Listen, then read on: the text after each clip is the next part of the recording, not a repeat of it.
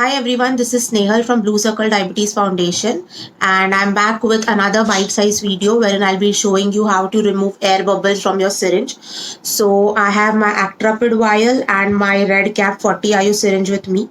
So I'll try and get a bubble inside when I'm trying to take insulin in my syringe.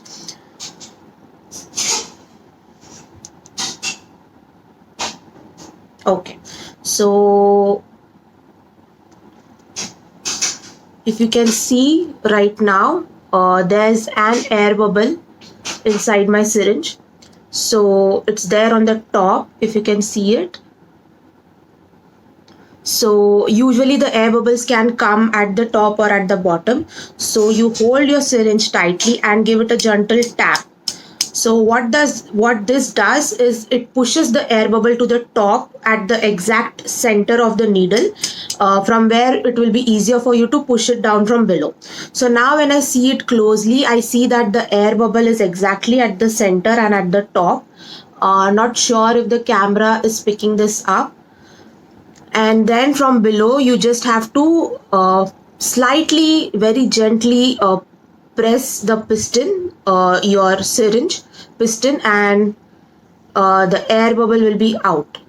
So you have to take like half or 1 unit of insulin extra in case there are any air bubbles, and just give it a slight push, tap it off and see if the air bubble is still present or not.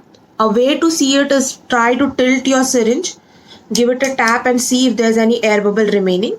And right now there is no air bubble in my syringe currently. So this is the way you can remove air bubbles from a syringe.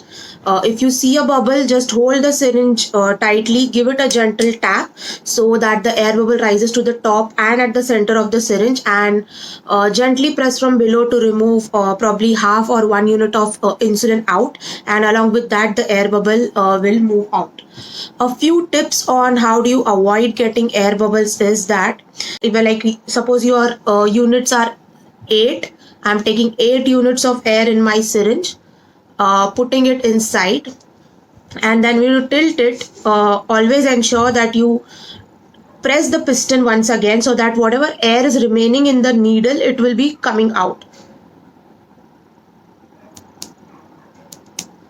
So I usually like to do it 2 to 3 times so that if there is any remaining air bubble inside, it will come out, and then I take out my insulin. And in this way, I usually do not see any air bubble in my syringe. So share with us if there are any other tricks that you follow to how to avoid air bubbles when you're taking your injections through syringe. And do give a like to this video and subscribe to our YouTube channel. We'll be back again with more videos. Thank you.